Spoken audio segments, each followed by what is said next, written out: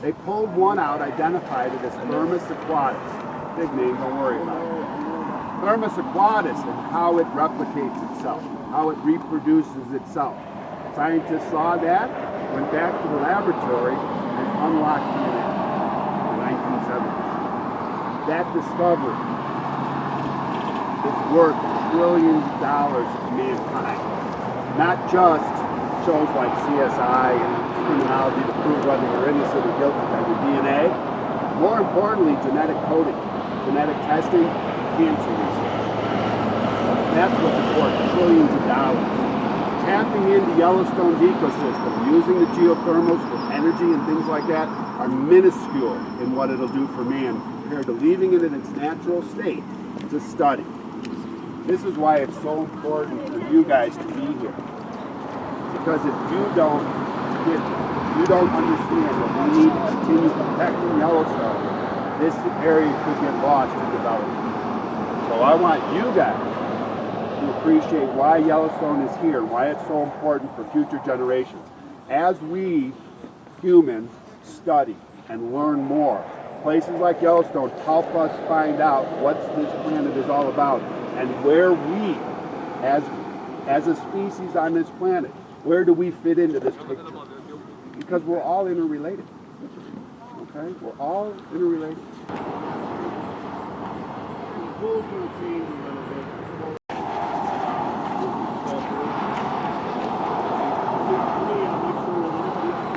But it won't make it to the surface. All right? So you know it's boiling down there at that elevation, but as that water's coming up to the surface, it's cooling.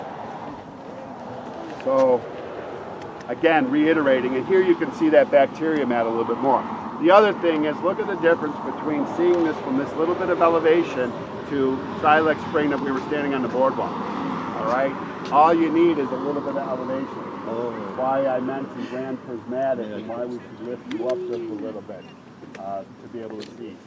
A couple of years ago, somebody tried to take a picture of grand prismatic using a remote control drone, lost control of it, and it fell into the spring. So now we have a law that you cannot fly drones in Yellowstone National Park. You know, I don't know about any, but I know Yellowstone we restricted it because we don't know what's going to happen. You know, in the early park days, we used to throw stuff in these things. It looks like a wishing well. Why not throw a coin in it? Well, the chemical makeup of coin and minerals they carry can change the effects of the thermal features. We don't know. We didn't know that. Okay, we weren't at that period of time. Who's got my glasses? Somebody. As hot as the thermals. Silex Spring is probably sitting in the 180 range. Celestine Pool sitting right around 196 degrees. Wow. Not quite the boiling point, but very close to it. So and this is dynamic. It'll change. Okay, as summer progresses, that steam coming up is kind of boiling the top of this off. So during the winter and spring, a lot more water sitting on it, and as summer progresses, less rain, less precipitation, and then it slowly boils it dry. Our lodgepole pine tree here, you don't need the perfect habitat for these trees to grow. You need just enough of a habitat.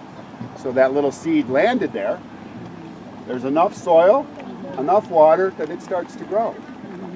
As the roots get a little deeper into this acidic soil, pines can handle a certain acidity, but it's going to end up like its cousin over there eventually. Those root systems are going to get so deep that it's going to be able to, too much acid. So features like this on the pH level, water, 7, neutral.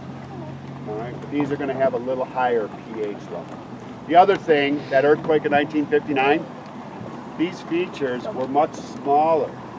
If you look across on this side of the boardwalk, you can see some concrete. That's the curb of the old road. The old road, the parking lot was this big flat spot up here. We're standing on the road. It used to go around this way and around Silent Spring back up. One of those crazy things we didn't know any better.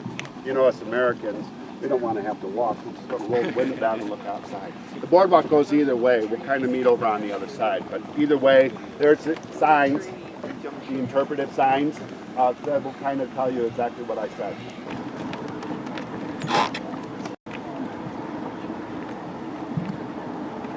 I can heat that on a stove, heat that water up, it's boiling so much that eventually it makes that hissing sound. Red spouter gets so loud when you walk around it, it'd be very difficult for me to talk next to it. That earthquake in 1959, red spouter did not exist. Again, we're standing where the road used to be. The road used to come in right here, parking area up there. After that earthquake, ground shifted, crack opened up, red spouter was born. A lot of energy coming out of that. You can easily see where we would like to take that energy and tap into it and use it to drive machinery, heat houses, things of that nature. In 1872, wise men realized the value of Yellowstone as an area to set aside. Why we created this national park. This was so far removed from where civilization was in the United States at the time that they thought, well, it's decades away, we can always change it later. And it was a struggle to keep these national parks, but conservationists believed that this resource that the United States had was of more value than exploiting it by taking the lumber and tapping into it. So we're very fortunate that those people realized the importance, and we've had this national park for 144 years.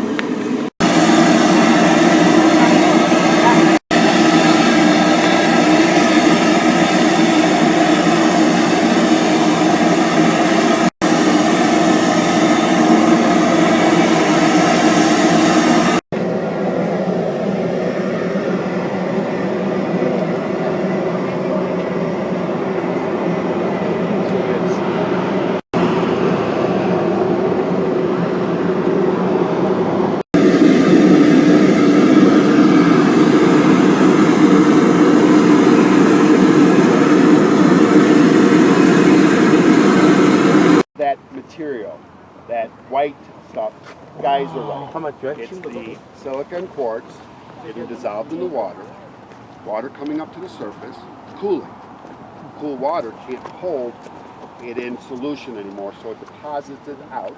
It recrystallizes in the form of that white material, making these cones inside. You know that this is a geyser. Maybe you don't get to see the water shooting out of it, but you know it's an active geyser by that material. On the other side is jet. And jet's this big monster thing, it's got geyserite all over, and water shoots out from different directions. Even though it's shooting out from different directions, it's still a cone. It just has a couple of different access points, just like Flipside. We know that these geysers, somewhere in their plumbing system, is all related, because they'll do things in certain orders almost all the time. When jet starts to erupt, the eruptions in between will get shorter and shorter and shorter. When those eruptions become about 2 minutes apart, then stand back, because we're really close to fountain erupting.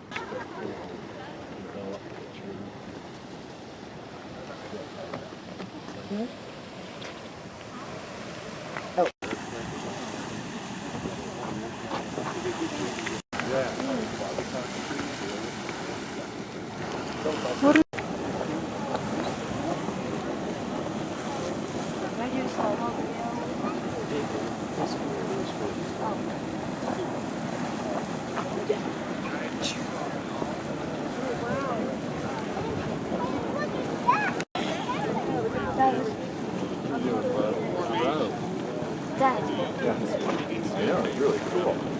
They call that jet geyser. Cool.